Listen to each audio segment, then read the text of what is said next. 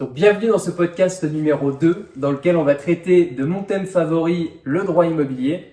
Et pour l'occasion aujourd'hui, j'ai la chance d'être reçu par Nadine Prodhomme, qui est avocate associée et fondatrice du cabinet 444 Avocats, mais pas que. Donc j'en profite Nadine, je te laisse te présenter à toi.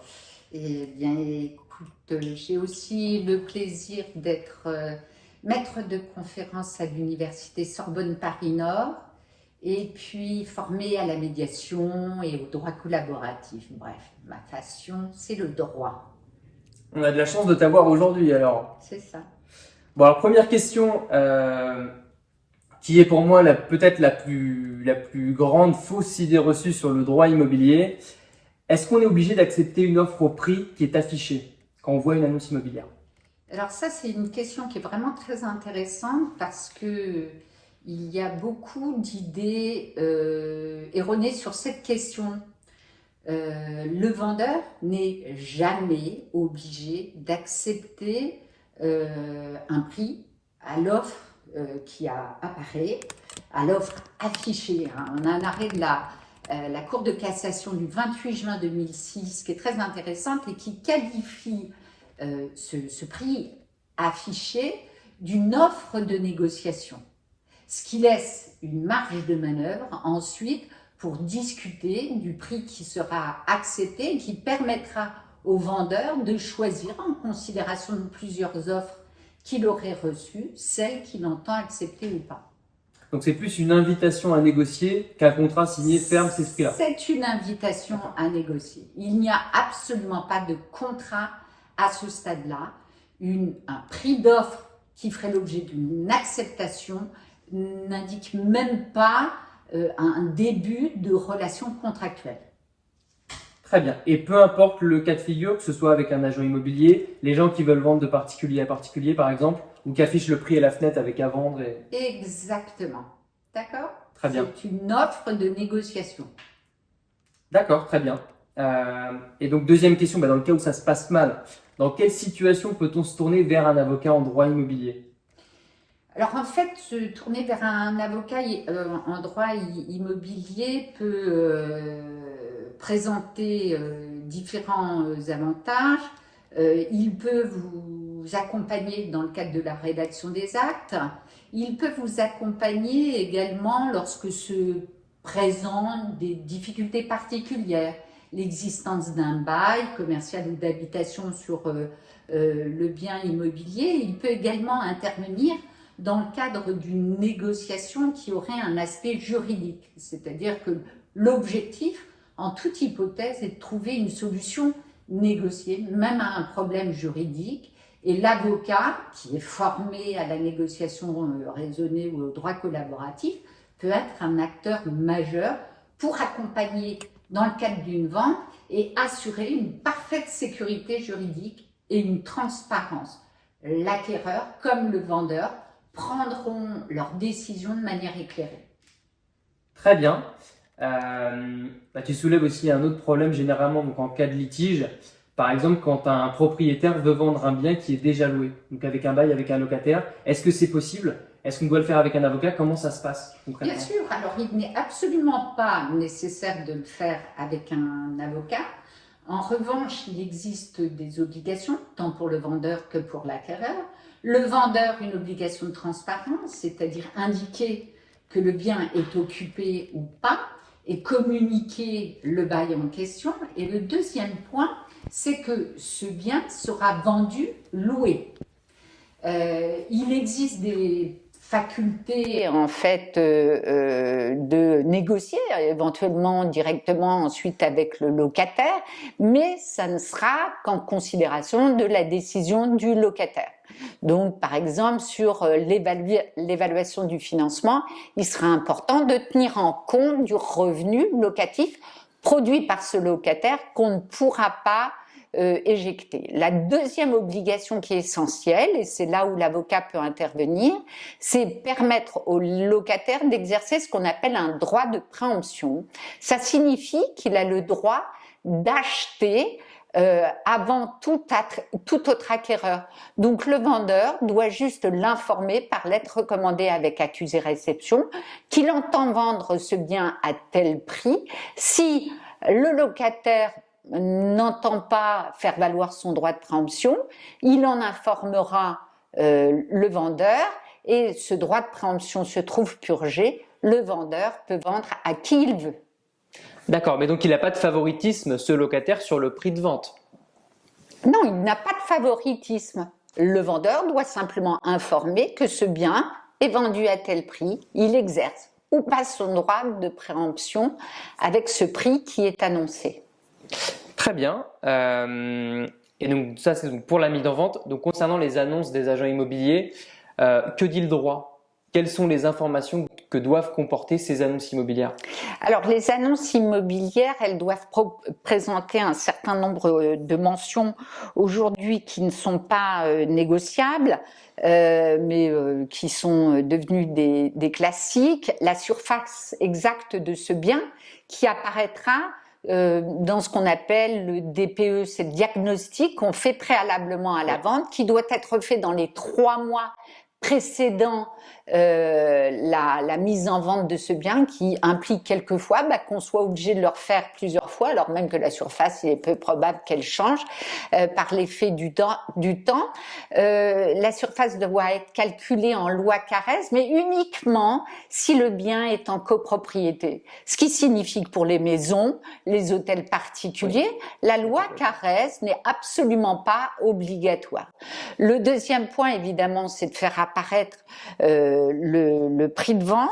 Il faudra également faire apparaître les honoraires de l'agent immobilier à qui supportera ces honoraires d'agence, au vendeur ou à l'acquéreur.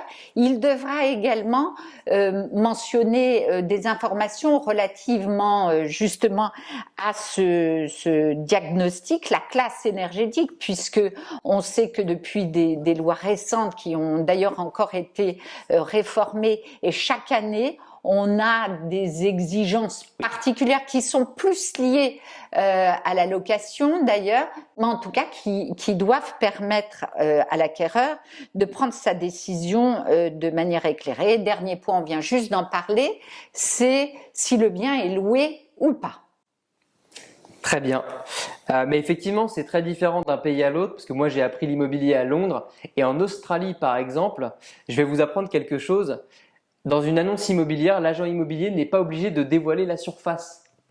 Donc oui. Vous arrivez, vous achetez le bien et c'est tel quel, vu avec vos yeux, mais ils ne sont pas obligés légalement de déclarer la surface du bien qu'ils sont on a des dispositions légales aujourd'hui qui sont assez protectrices de l'acquéreur, sans pour autant qu'on considère qu'il y ait des dispositions d'ordre public, comme si l'acquéreur était la partie faible qu'il fallait protéger. Il y a des dispositions liées à ces informations et aujourd'hui elles sont toutes respectées, mais on considère que chacune des parties est dans une position équivalente tant les contraintes inhérentes au vendeur pour donner ces informations et à l'acquéreur qui a accès à toutes ces informations peuvent prendre leurs décisions de manière éclairée.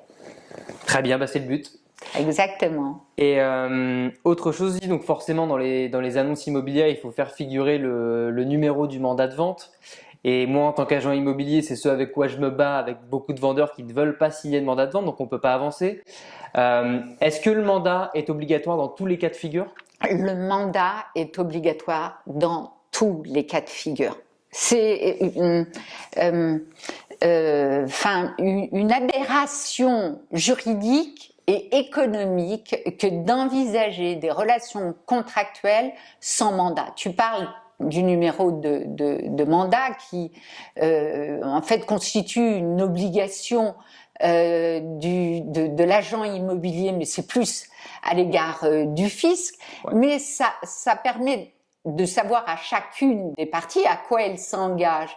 Il est aberrant pour l'agent immobilier de commencer à effectuer des diligences sans avoir une garantie quant au respect des engagements du vendeur ou de l'acquéreur, puisqu'il peut avoir un mandat de vente comme il peut avoir un mandat d'achat. Donc, quelle que soit la nature du mandat, il y en a 3 formes, il est absolument indispensable de signer un mandat.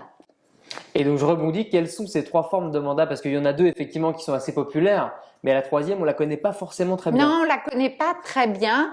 En fait, il existe 3 mandats qui sont mentionnés par l'article 6 de la loi Hoguet, qui régit l'ensemble des obligations contractuelles entre l'agent immobilier et son client. Et ces 3 types de mandats sont le mandat simple, le mandat exclusif et le mandat semi-exclusif. Le mandat simple, très simple, il suffit effectivement de contracter pour celui qui entend solliciter un agent immobilier, mais il n'est pas lié pour refuser de solliciter d'autres agents immobiliers. Donc ce bien peut être dans différentes agences. Le mandat exclusif, à contrario, il s'engage uniquement à l'égard d'un seul agent immobilier. La vertu du mandat exclusif, c'est que ça garantit quand même au vendeur, puisque ce mandat est aussi pour une durée limitée, que l'agent immobilier va tout mettre en œuvre pendant cette période pour vendre ce bien. D'accord? Puisqu'il sait que ce mandat est limité. Donc c'est assez intéressant, d'accord? S'il n'y avait pas de mandat exclusif, mais qui était privilégié un mandat simple, quelquefois, la difficulté, c'est que tous les agents immobiliers somnolent un peu sur le dossier, il n'y a pas de réel investissement. Ils sont moins motivés. Ils sont un peu moins motivés. Et puis la 3e catégorie de mandat, c'est le mandat semi-exclusif qui prévoit finalement que seul l'agent immobilier qui signe ce mandat exclusif sera sollicité en tant qu'agent immobilier, mais le vendeur aura la faculté de le vendre lui-même.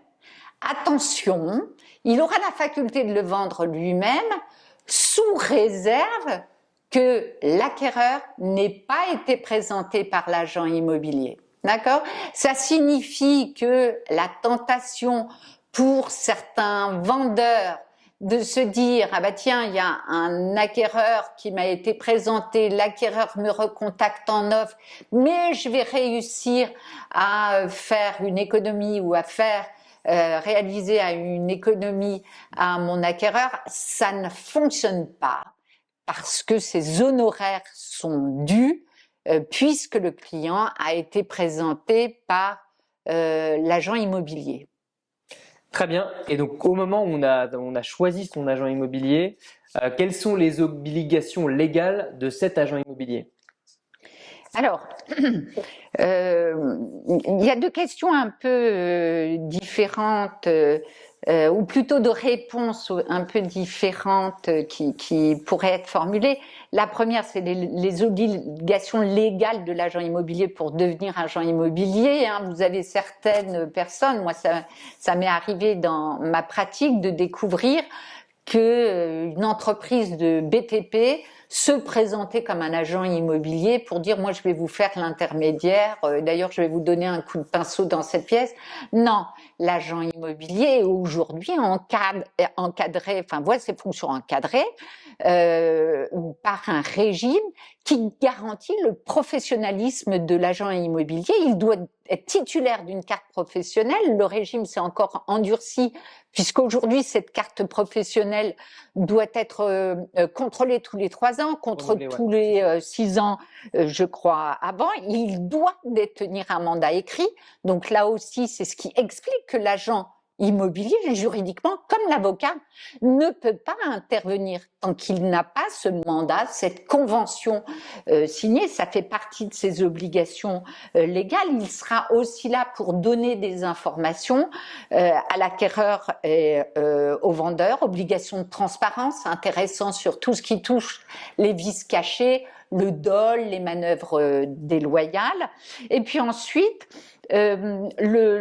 s'agissant une fois donc que cette qualité d'agent immobilier est avérée, et ça figure dans le mandat, hein. J'ai eu le plaisir de lire ton mandat et toutes les mentions légales sont parfaitement claires quant à ton statut. Ensuite, dans le mandat, va figurer l'objet du mandat, le détail des diligences qui vont être effectuées par l'agent immobilier, son autorisation expresse éventuellement à recevoir des fonds, le montant de ses honoraires qui peut correspondre à un pourcentage ou un montant fixé en euros, et puis l'ensemble des éléments justement sur le calcul de cette rémunération qui là encore va rassurer l'acquéreur ou le vendeur quant à les obligations que lui souscrit à l'égard de l'agent immobilier.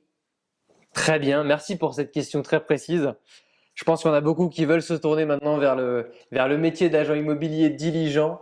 Donc on a trouvé son agent immobilier, on a eu son offre, on passe maintenant à la vente, donc c'est entre les mains des notaires. À quel moment on peut se rétracter en tant que vendeur? Est-ce qu'on peut se rétracter au moment où on a signé l'offre? Alors ça, c'est aussi une question qui interpelle toujours le justiciable, hein. On a tous été confrontés à cette situation. Moi pas encore, je touche du bois. C'est terrible pour le vendeur, pour l'acquéreur, mais effectivement, le vendeur peut toujours se rétracter à tout moment avant la signature de la promesse synallagmatique de vente et quelquefois même après la promesse synallagmatique de vente. Alors, en fonction du stade, il peut y avoir des conséquences. Alors, d'un point de vue juridique, on a toute une déclinaison des sanctions. Mais déjà, il y a une condition essentielle. Il faut que le vendeur ait eu un comportement déloyal et de mauvaise foi, qu'il ne puisse pas invoquer de juste motif. Or, le juste motif, ça peut être, je sais pas, un changement de situation familiale, une contrainte, et ça, on peut en trouver beaucoup, je ne sais pas, moi, des dissensions dans le couple, mais il faut établir la réelle mauvaise foi du vendeur qui ne serait pas allé jusqu'à la régularisation de l'acte de vente. Mais en fait, ça nous permet de remonter à ce qu'on a évoqué tout à l'heure. Quand je te disais le prix de vente, c'est une offre de négociation, il est accepté par un acquéreur, ça n'est toujours pas un contrat. C'est un serrage de main. C'est un serrage de main, hein, et on n'est pas sur le marché. Un contrat de vente immobilière, ça ne se souscrit pas avec un simple serrage de main. Dans un troisième temps, imaginons que le vendeur accepte l'offre d'achat qui est faite par l'acquéreur. Eh bien là encore, on pourra éventuellement engager sa responsabilité, pas du tout contractuelle, mais sur le terrain de la rupture abusive des pourparlers, puisqu'il n'y a qu'un engagement finalement à mener à bien cette régularisation de l'acte de vente devant un notaire. Et là, le contrat de vente sera signé. Mais c'est pourquoi je te disais que la portée était assez relative, puisqu'il faudrait la mauvaise foi, une exécution déloyale, c'est qu'après on va parler des préjudices. Qu'est-ce que l'acquéreur peut demander comme préjudice? Et cet arrêt de la troisième chambre civile du 28 juin 2006 c'est intéressant. Déjà, il a été publié au bulletin, ça veut dire que la Cour de cassation estime que cet arrêt est suffisamment important pour qu'il soit publié. Et il explique tout à fait clairement que ça ne donnera pas le droit à l'acquéreur de dire « bah oui, mais moi je comptais faire une grosse plus-value ». Là, cet arrêt est intéressant, ça concernait un promoteur immobilier qui comptait faire un jackpot, clairement. Il demandait l'indemnisation de la plus-value qu'il réaliserait. La Cour de cassation lui rappelle « non, ça n'est qu'éventuellement un manque à gagner et donc c'est une perte de chance ». Et même dans les cas assez régulier, ça va être le préjudice financier qu'il a subi. Et ce préjudice financier, c'est quoi? C'est les dépenses engagées par l'acquéreur pour acheter ce bien. Procéder, ouais. C'est quoi? Ça va être les notes de taxi, ça va être un déplacement, mais c'est très très bref. Ce qui explique d'ailleurs qu'il y ait très peu de contentieux sur ce type de difficultés, hein. J'en ai quand même eu quelques-uns. Pourquoi? Parce qu'on les déconseille. Concrètement, vous allez payer plus cher d'avocats pour engager la responsabilité extra-contractuelle du vendeur que pour recouvrer une quelconque somme. Moi, la seule fois où ça m'était arrivé, je trouvais que les conséquences financières étaient graves parce que l'acquéreur avait vendu son bien, il attendait pour déménager, il a dû trouver une location entre-temps, ça lui a coûté de l'argent. Mais la décision du tribunal judiciaire a été de dire finalement, ce préjudice, vous l'auriez peut-être de toute façon subi, vous aviez l'intention de vendre ce bien, donc le préjudice avait été estimé à une somme absolument dérisoire. Donc très peu de contentieux sur ce point, on conseille à nos clients, hélas, de ne rien faire. Donc c'est un peu du cas par cas finalement. C'est du cas par cas, c'est une faible chance de succès. On ne conseille pas trop d'aller sur ce registre. J'ai une très bonne question qui vient de me venir. Si admettons le vendeur décède entre le moment où il a signé la promesse et la signature de l'acte authentique, comment ça se passe pour notre acheteur?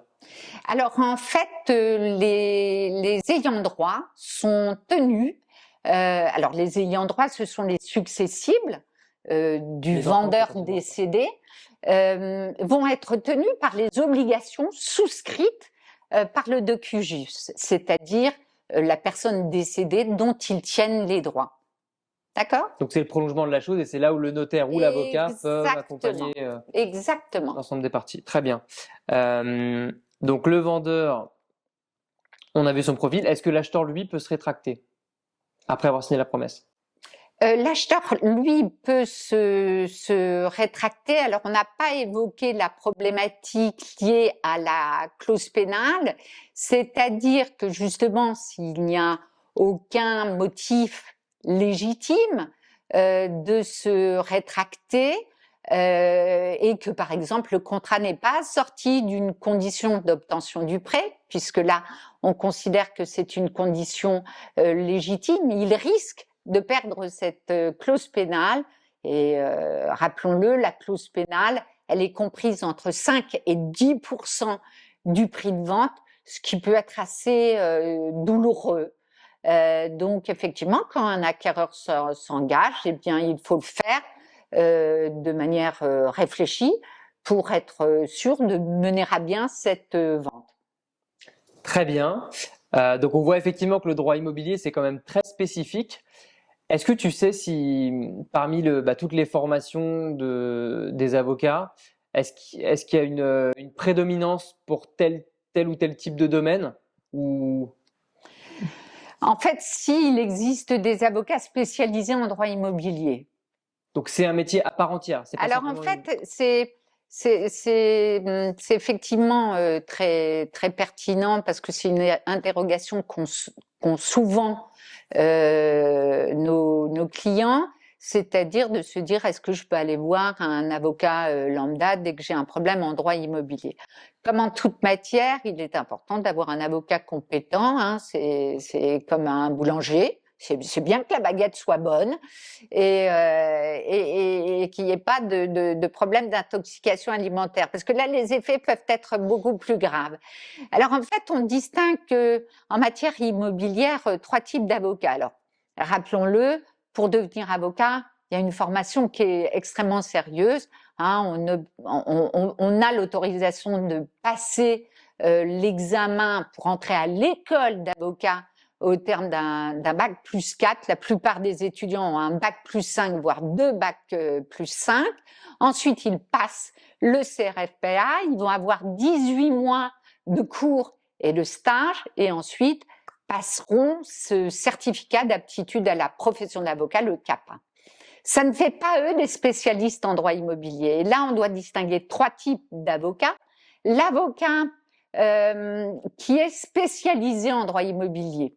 Comment devient-on spécialisé en droit immobilier? Ben, on fait la demande auprès du Conseil de l'Ordre, on passe un petit examen, on montre qu'on a des dossiers en la matière. Voilà, donc c'est une façon de valider officiellement cette expérience. Maintenant, de nombreux avocats ont une activité dite adominante, d'accord? Donc, adominante en droit immobilier, ça veut dire qu'ils n'auront pas nécessairement passé la spécialité, mais qui peuvent avoir exactement les mêmes compétences. Un peu, l'avocat spécialisé a fait valider cette compétence, tandis que l'autre ne l'a pas fait valider parce qu'il ne l'a pas estimé nécessaire. Bref, c'est un choix personnel. Et puis, il existe une troisième catégorie d'avocats. Ce sont les avocats mandataires en transactions immobilières. Je suis avocat mandataire en transactions immobilières, où en fait, là, c'est une situation un peu particulière, puisque non seulement, effectivement, si on demande à avoir ce statut, et on le demande également auprès du Conseil de l'Ordre, ça confère la possibilité d'intervenir sur des diligences identiques à ceux, enfin des diligences identiques à celles qu'effectue un agent immobilier.